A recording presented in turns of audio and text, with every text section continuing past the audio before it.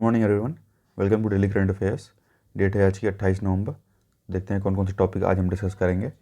पहला टॉपिक है की demographic transition captured by fifth round of NFS. तो नेशनल फैमिली हेल्थ सर्वे अभी रिसेंट कंडक्ट किया गया है, तो इस टॉपिक को हम डिटेल में डिस्कस करेंगे। उसके बाद डिस्कस करेंगे NITI Aayog multi dimensional poverty index. तो नीति आयोग ने multi dimensional poverty index release किया है, उसके बारे में देखेंगे। और यूपी के एंटी कन्वर्जन लॉ के बारे में देखेंगे। और लास्ट में हम डिस्कस करेंगे नेशनल मिल्क डे, जो कि 26 नवंबर को पड़ता है, उसके बारे में। पहली न्यूज़ है हमारी की demographic transition captured by fifth round of NFS. तो देखिए, नेशनल फैमिली हेल्थ सर्वे का ये पांचवा राउंड का जो सर्वे है वो कंडक्ट किया गया, और यूनियन मिनिस्ट्री ने इससे संबंधित एक रिपोर्ट जारी की है। तो ये इन्फॉर्मेशन जो है वो 11,346 हाउस होल्ड से कलेक्ट किया गया है, जिसमें 10,975 महिलाएं शामिल हैं और 1,558 जो है वो पुरुष शामिल हैं। इसमें ये कहा गया है कि female population aged 6 years and above who have attend school. तो देखिए, ऐसी महिलाएं जिनकी उम्र जो है 6 साल की है और उन्होंने स्कूल अटेंड किया हो, तो उनकी संख्या है 65.6%। ओवरऑल सेक्स रेशियो जो है वो 1045 है। ठीक है, मीन्स 1,000 पुरुष पे 1,045 महिलाएं हैं। Sex ratio at birth for children born in the last 5 year. और देखिए, बीते हुए 5 सालों में जो सेक्स रेशियो रहा है बच्चों के बीच में, तो वो रहा है 1,000 यहाँ बच्चों पे 1,000 लड़कों पे जो है 934 लड़कियाँ हैं। वुमेंस हु आर लिटरेट, तो 68.6% वुमेंस ऐसी हैं जो लिटरेट हैं। और यही मेंस की संख्या जो है 79.5% है। और ऐसी महिलाएं जिन्होंने इंटरनेट का यूज़ किया है, तो उसका परसेंटेज है 21%। और कितने पुरुषों ने इंटरनेट अभी तक यूज़ किया है, तो 48.8% लोगों ने। और ऐसी महिलाएं जिनकी उम्र 20 से 24 साल के बीच में है और उनकी शादी 18 साल से पहले हो गई थी, तो उसका परसेंटेज है 29.3%। अब बात करते हैं नेशनल फैमिली हेल्थ सर्वे के बारे में। तो देखिए, ये एक मल्टी राउंड सर्वे है जो कि कंडक्ट किया जाता है हर घर से। ठीक है, हर घर से जो डाटा वगैरह है वो कलेक्ट किया जाता है। और इसके पहले ये जो है 4 राउंड में पहले कंडक्ट किया जा चुका है। जैसे 92 से 93 के बीच में जो है इसका पहला राउंड हुआ था, उसके बाद फिर 98 99 में सेकेंड वाला हुआ, और 2005-06 में थर्ड वाला हुआ, और 15-16 में जो है वो फोर्थ वाला हुआ, और जो अब हुआ है वो फिफ्थ राउंड है इसका। The survey provide state and national information for India on. देखिए, इस सर्वे हमें जैसे इन्फेंट एंड चाइल्ड मोर्टेलिटी के बारे में बताता है, फर्टिलिटी के बारे में जानकारी देता है, इस सर्वे डाटा देता है, the practice of family planning, और मैटरनल और जो child health, reproductive health, nutrition, anaemia, utilization, quality of health and family planning services. तो इन सभी चीज़ों के बारे में जो है ये नेशनल फैमिली हेल्थ सर्वे जो है वो हमें डाटा प्रोवाइड करता है। इसका ऑब्जेक्टिव देखें तो इसका ऑब्जेक्टिव ये है कि हमें एक इसेंशियल डाटा जो है वो मिल सके, जो स्वास्थ्य से संबंधित या फैमिली के वेलफेयर से संबंधित जो है एक डाटा हमें मिल सके। Ministry of health and family welfare and other agencies for policy and program purposes, ताकि जो भी सरकार जो भी पॉलिसीज़ वगैरह लाती हैं, जो भी प्रोग्राम्स लाती हैं, तो उनको वो और अच्छे से जो है इम्प्लीमेंट कर सके, और ये समझा जा सके कि ज़रूरत जो है समाज में किस चीज़ की है। To provide information on important emerging health and family welfare issues. और इससे हमें क्या होगा कि एक तरह से एक हमें जानकारी भी मिलेगी कि हेल्थ या जो फैमिली के वेलफेयर में क्या क्या इशूज़ चल रहे हैं उससे संबंधित जो है हमें जानकारी भी जानने को मिलेगी। अब देखते हैं कुछ इसके हाइलाइट्स। तो जो पहला है वो है कि इस सर्वे में ये देखा गया कि 1,000 मेन के प्रति जो है करीब करीब 1,020 महिलाएं हैं। ये जो डाटा रिलीज़ हुआ है ये बताता है, मीन्स महिलाओं की जो संख्या है तो ओवरऑल वो हमें बढ़ती हुई दिख रही है। यहाँ पे 1,000 पुरुषों पे 1,020 महिलाएं हो गई हैं, जो कि ये हाईएस्ट सेक्स रेशियो बताया जा रहा है। 1881 से लेके अभी तक का जो सर्वे हुआ है टोटल, तो अभी तक का ये हाईएस्ट सेक्स रेशियो है। In 2005-06 NFS the sex ratio was 1,000 और women and main were equal number. 2005 और 6 में जो सर्वे हुआ था नेशनल फैमिली हेल्थ सर्वे, उसमें महिलाओं और पुरुषों का जो संख्या था वो 1,000 दोनों के बराबर था। ठीक है, तो ये 1881 से लेके अभी तक का ये हाईएस्ट सेक्स रेशियो है, जहाँ पे 1,000 पुरुषों पे 1,020 महिलाएं हैं। बात करते हैं टोटल फर्टिलिटी रेट के बारे में, तो यहाँ हमें टोटल फर्टिलिटी रेट में जो है कमी देखने को मिली है। मतलब जो पहले जो दर थी, फर्टिलिटी रेट थी, मीन्स बच्चा जो पैदा करने की जो टोटल दर होती है, तो वो 2.1% थी, और वो अब डिक्रीज़ होकर सिर्फ 2 हो गई है। लेकिन अभी भी जो रूरल इलाके हैं वहाँ पे हमें ये दर जो है 2.1 के हिसाब से ही देखने को मिल रही है। In urban areas, total fertility rate gone below the replacement fertility rate in 2015-16 NFS itself। और लेकिन अर्बन एरियाज़ में जो है हमें 2015-16 में ही एक डिक्रीज़ देखने को मिला था, और इस समय क्या हुआ है कि 2.1% से जो फर्टिलिटी रेट है वो डिक्रीज़ होकर 2 पहुँच गई है। अब देखते हैं कि तो जब फर्टिलिटी रेट डिक्रीज़ हुआ है तो सीधी बात है उसका जो इफ़ेक्ट है वो इस पे पड़ेगा कि मीन्स जो बच्चे पैदा हो रहे हैं उनकी संख्या कम है, ठीक है, तो उसकी वजह से जो एजिंग है पॉपुलेशन की वो बढ़ेगी। तो this survey shows that the share of under 15 population, means ऐसे बच्चे जिनकी उम्र 15 से कम है, तो उसमें डिक्लाइन देखने को मिला है।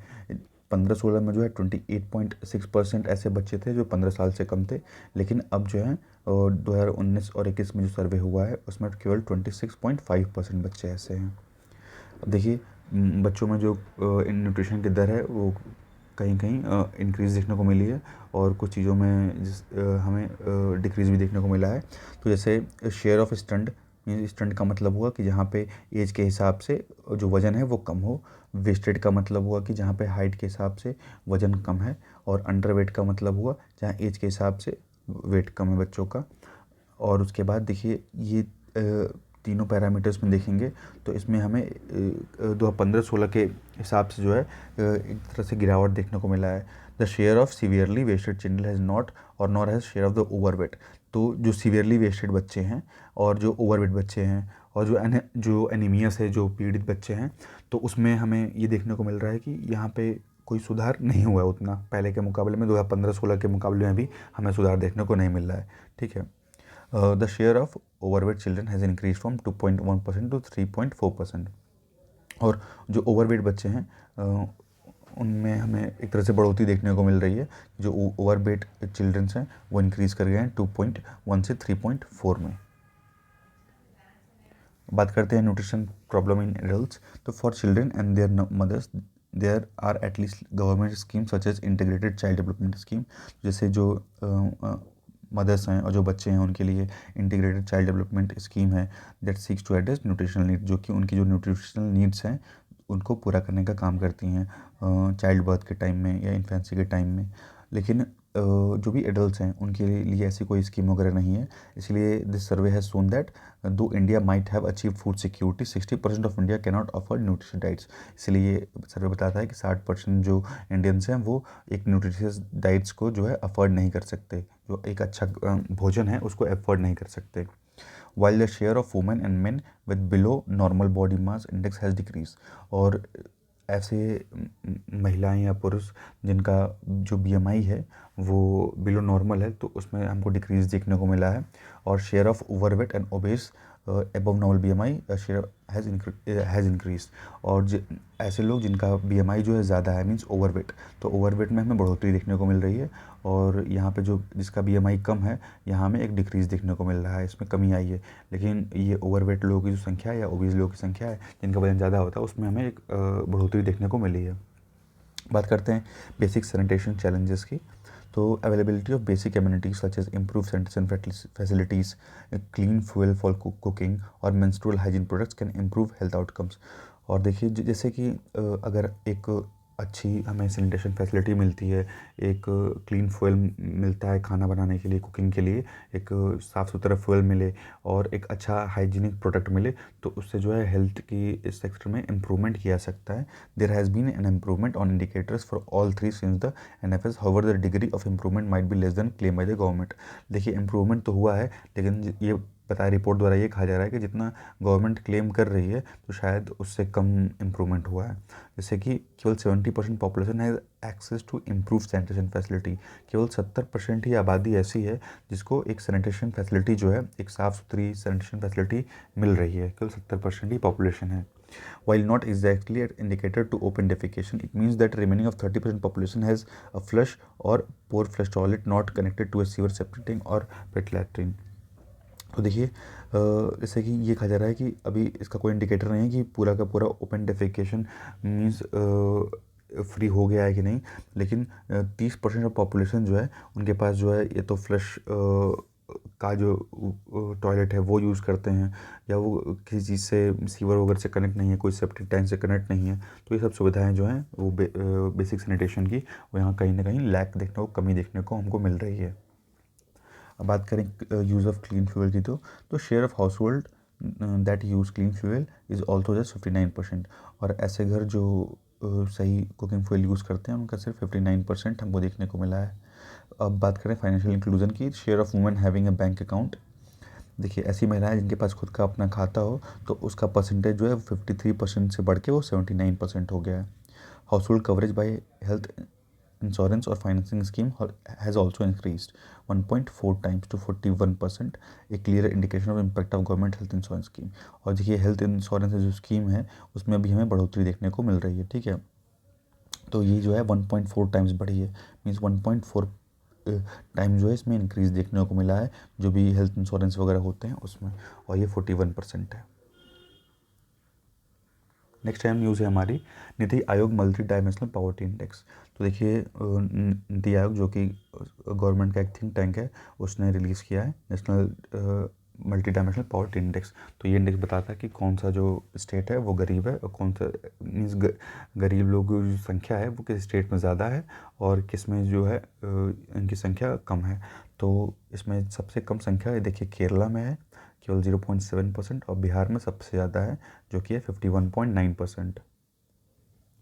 तो देखते हैं, तो जो इस रिपोर्ट का बेस लाइन है ये India's first ever national MPI measure is based on the reference period of 2015-16 national family health survey 4। तो देखिए ये किस पे बेस्ड है, तो नेशनल फैमिली हेल्थ सर्वे 4 पे जो है 15-16 की जो रिपोर्ट थी उस पर बेस्ड है। और it is use the global accepted and robust methodology developed by the Oxford poverty and human development initiative and the United Nation development programme.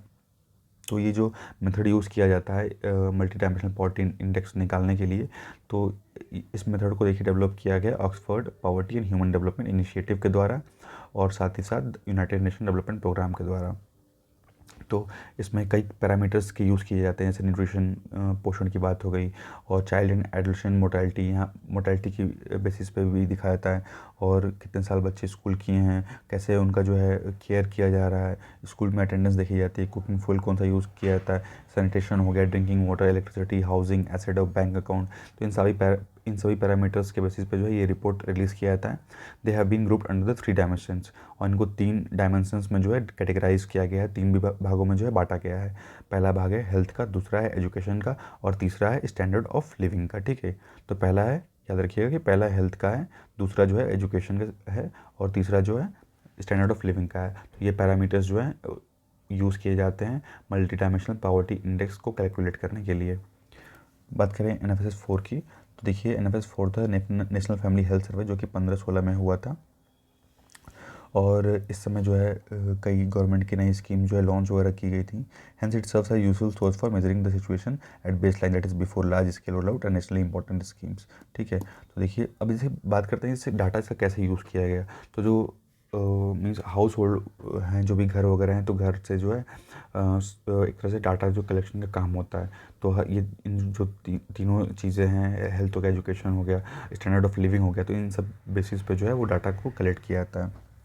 The national MPI 2021 is calculated using the household micro data collected at the unit level, ठीक है।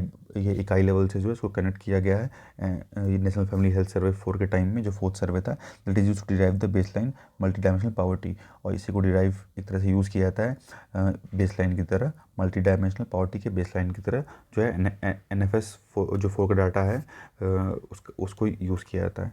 Further the country's progress would be measure using the base line of NFS 5।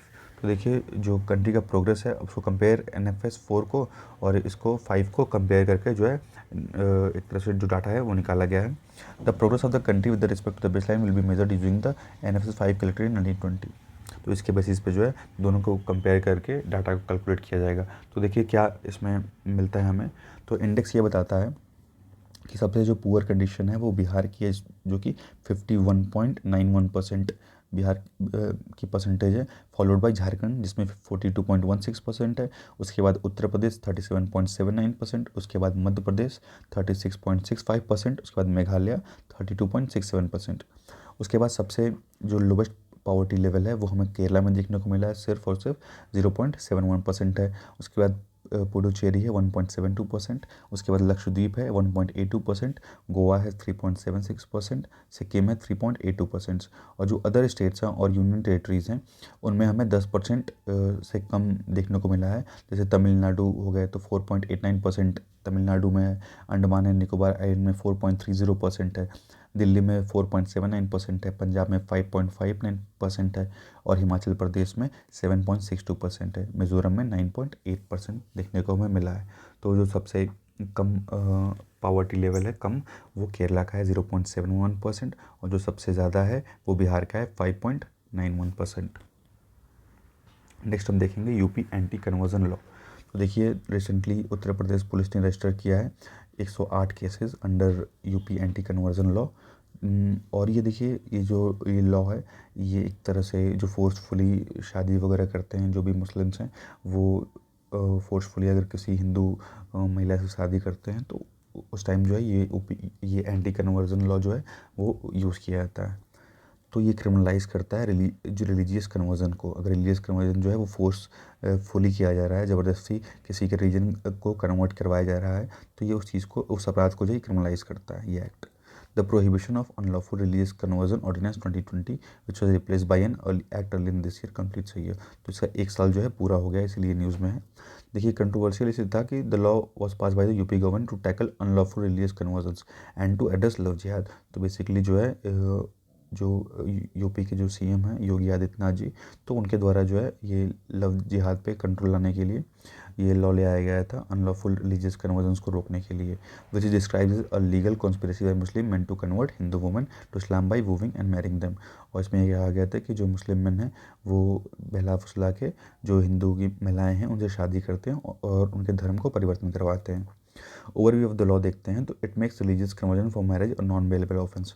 तो जो religious conversion धर्म का जो परिवर्तन ये करवा रहे हैं तो उसको ये क्या करता है, ये नॉन बेलेबल बनाता है। मीन्स इस क्राइम में जो भी अरेस्ट होता है तो उसको बेल जो है कोर्ट के द्वारा नहीं मिलेगा, ये नॉन बेलेबल ऑफेंस की कैटेगरी में आएगा, जल्दी बेल जो है नहीं मिलेगा। The onus will be on the defendant to prove the conversion was not for marriage. और उसको प्रूव ये करना पड़ेगा डिफेंडेंट को कि जो ये कन्वर्जन हुआ था ये विवाह के लिए नहीं हुआ था, ये चीज़ उसको प्रूव करना पड़ेगा। The notice period to the district magistrate for the release conversion is 2 month, और उसके लिए जो नोटिस है वो केवल 2 महीने की नोटिस है। In case of conversion done by a women for the sole purpose of marriage the marriage would be declared null and void. और ये जो कन्वर्जन है अगर किसी महिला के द्वारा सिर्फ और सिर्फ शादी के मकसद से किया जा रहा है तो ऐसे मीन्स ऐसे मैरिज को जो है वो एक तरह से नल एंड वॉइड डिक्लेयर कर दिया जाएगा, ये इस एक्ट का कहना था। और इसके तहत जो है पेनाल्टी भी गई थी कि अगर जो इस नियम का जो उल्लंघन करता है तो उनको जेल तो मिलेगा ही, कम से कम जो है 1 साल, और जिसको 5 साल तक बढ़ाया जा सकता है, और 15,000 रुपये इसमें फ़ाइन लगेंगे।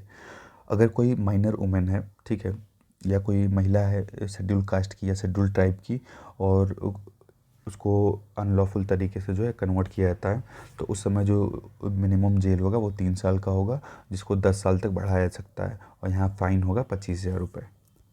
The ordinance also lay down strict action including cancellation of registration. ठीक है, इसमें कई स्ट्रिक्ट एक्शन दिए हुए हैं, जैसे जो रजिस्ट्रेशन है सोशल ऑर्गेनाइजेशन का कंडक्टिंग मास कन्वर्जन करवा रहे हैं तो ऐसे ऑर्गेनाइजेशन का रजिस्ट्रेशन भी रद्द करने का जो है एक्शन इसमें दिया हुआ है, इसमें नियम कानून जो है सब दिए हुए हैं इस एक्ट में। अब देखिए ये एक्ट जो है इतना कंट्रोवर्शियल क्यों है, तो the ordinance comes day after the Allahabad High Court citing verdict Salamat Ansari Priyanka Kharwar case में। देखिए जो इलाहाबाद हाई कोर्ट में जो जजमेंट दिया था, the right to choose a partner और live with the person of choice was a part of citizen fundamental right. तो Allahabad High court ने इस केस में ये कहा था कि अपने पार्टनर को जो चूज़ करने का राइट है ये आपके right to life and liberty के फंडामेंटल राइट में आता है। ठीक है, right to life and personal liberty जो कि आर्टिकल 21 में आता है, ये कहा गया था।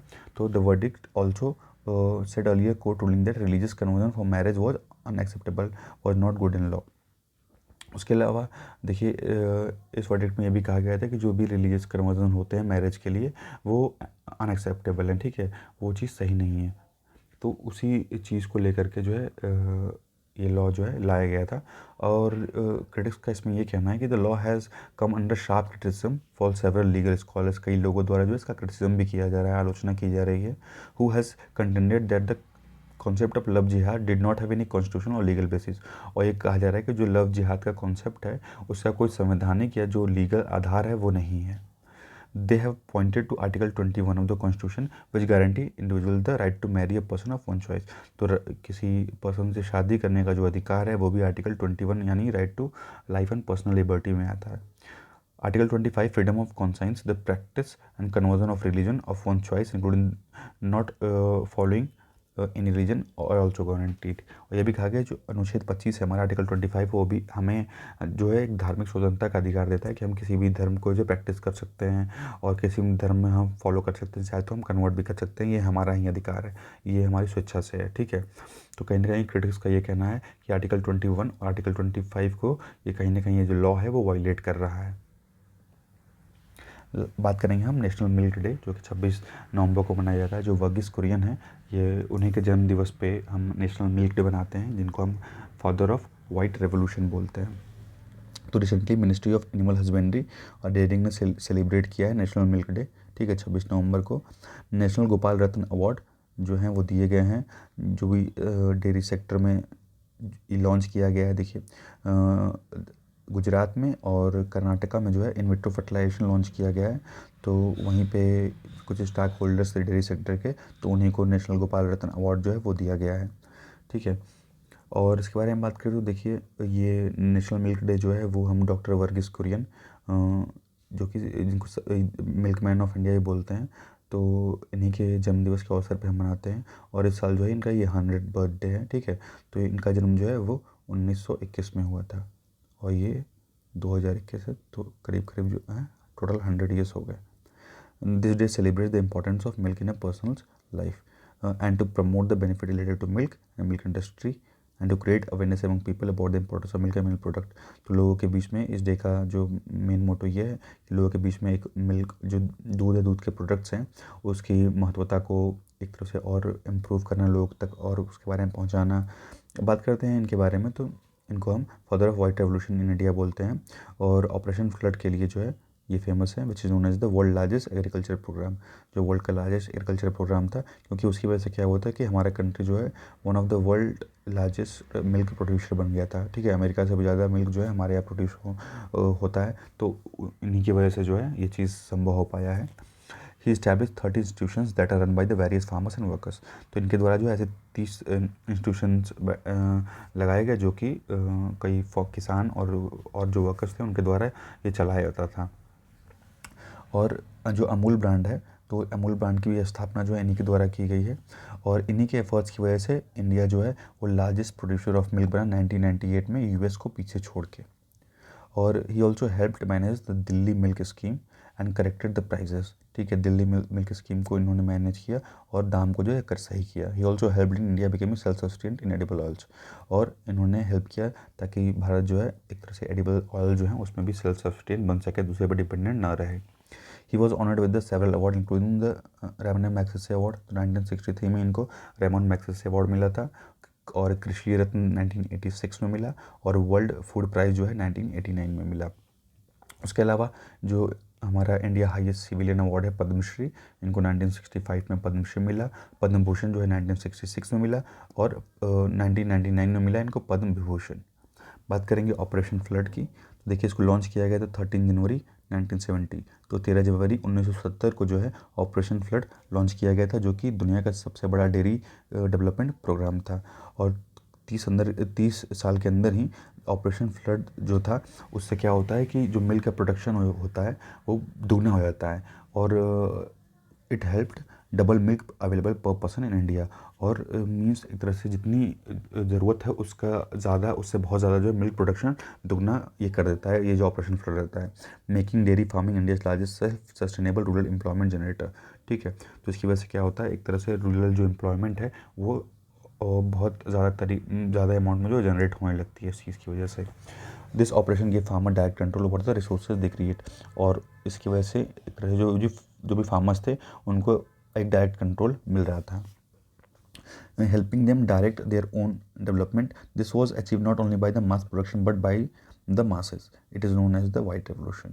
तो बहुत अमाउंट में जो है मिल्क का प्रोडक्शन किया गया और जिसकी वजह से क्या हुआ कि ज़्यादा से ज़्यादा लोगों को जो है रोज़गार मिल रहे थे और एक तरह से डायरेक्ट वो चीज़ जो है वो मार्केट में बेच सकते थे, तो बीच में वो किसी बिचौलिए की ज़रूरत नहीं पड़ती थी। तो ये 3 फेज़ में था। पहला फेज़ 1970 से 80 के बीच में रहा, जिसमें इस फेज़ को देखिए फाइनेंस किया गया by sale of butter oil को बेच के, स्किम्ड मिल्क आता है, जो भी स्किम्ड मिल्क है उसको बेच करके। और उसके बाद दूसरा जो फेज़ है वो 1981 से 85 तक चला। इस फेज़ में देखिए number of milk shed increase from 18 to 136। तो यहाँ हमें ये देखने को मिला कि जो मिल्क शेड्स थे उनकी संख्या 18 से बढ़ के 136 हो गई, और जो मिल्क आउटलेट्स थे उनको एक्सपैंड किया गया और 290 अर्बन मार्केट्स के बीच में एक्सपैंड किया गया। और ये कहा गया कि करीब करीब जो है 4,42,50,000 जो है मिल्क प्रोड्यूसर जो है वो फैल गए थे चारों करीब करीब 43,000 गाँवों के बीच में। तो ये फेज़ सेकंड था। फेज़ थर्ड जो था वो 1985 से 1996 के बीच में था। This phase enable the dairy cooperatives to expand and give a finishing touch to the program. तो ये लास्ट फेज़ था, इसकी वजह से जो है डेयरी कोऑपरेटिव जो थे डेयरी में काम करने वाले वो और दूर दूर तक गाँवों तक पहुँचते हैं। और उसके बाद it is also strengthen the infrastructure required to procure and market increasing volume of milk. और उसके बाद जो है और इसकी वजह से क्या होता है कि और इन जो इंफ्रास्ट्रक्चर है वो और इम्प्रूव होता है और मार्केट में जो मिल्क का वॉल्यूम है वो और इंक्रीज़ होता है। इसका मेन ऑब्जेक्टिव ये होता है कि मिल्क के प्रोडक्शन को बढ़ाया जाए, एक तरह से जो दूध का पूरा बाढ़, एक फ्लड मिल्क का, और जो ग्राम के जो गांव के जो इनकम है, रूरल इनकम है, उसको बढ़ाया जा सके। उसके अलावा जो कंज्यूमर्स हैं उनको सस्ते दाम में जो है दूध उपलब्ध करवाया जा सके। तो ये सब जो है इसका ऑब्जेक्टिव था। बात करें इसके इम्पोर्टेंस की, तो इसने हेल्प किया जो भी डेयरी फार्मर्स थे, तो ताकि वो अपना एक डायरेक्ट डेवलपमेंट कर सकें, डायरेक्ट अपना दूध जनरेट करके वो जो है वो मार्केट में सेल कर सकें और अपने रिसोर्सेज पे खुद का अपना कंट्रोल कर सकें। It has been helped India become the largest producer of milk in the world in 2016-17। तो इसने मदद किया कि इंडिया जो है लार्जेस्ट मिल्क प्रोड्यूसर बन सका 2016-17 के में। उसके अलावा करंटली अगर देखा जाए तो इंडिया अभी भी जो है वर्ल्ड लार्जेस्ट मिल्क प्रोड्यूसर है, जो कि ग्लोबल पूरे वर्ल्ड में 22% जो दूध है वो इंडिया ही प्रोड्यूस करता है। ठीक है, अब इंडिया के डेयरी सेक्टर के बारे में देखते हैं। India being the world largest milk producing country accounts for more than 22% of the world's and 57% of Asia total milk production. तो दुनिया का देखेंगे तो करीब करीब 22% से ज़्यादा, और एशिया का देखेंगे तो एशिया में 57% जो मिल्क प्रोडक्शन है वो इंडिया में होता है। The milk production of India has grown from 15 million turns. ठीक है, तो 1951 में जो है वो 17 मिलियन टन था और 18-19 में 187.7 मिलियन टन हो चुका है। तो ये ग्रोथ देख सकते हैं, 17 मिलियन से 187 मिलियन हो चुका है। तो जो डेयरी है ये one of the important product है, जो हमारा 70-80% का जो मार्केट है। तो फार्मर्स इससे जो है जुड़े हुए हैं। करीब करीब जो 1/3 जो इंडिया की जो इनकम आती है, मीन्स घरों के लोगों की जो 1/3 इनकम है वो मिल्क से आती है। और इसकी वजह से जो भी फार्मर्स के जो लाइवलीहुड हैं वो इम्प्रूव होते हैं और जॉब्स का जनरेशन होता है, एग्रीकल्चर को सपोर्ट मिलता है, इंडस्ट्रियलाइजेशन को सपोर्ट मिलता है, कॉमर्शलाइजेशन बढ़ता है, और ये एक तरह से न्यूट्रिशन, लोगों में न्यूट्रिशन बढ़ाने का भी ये काम करता है। Thanks for watching.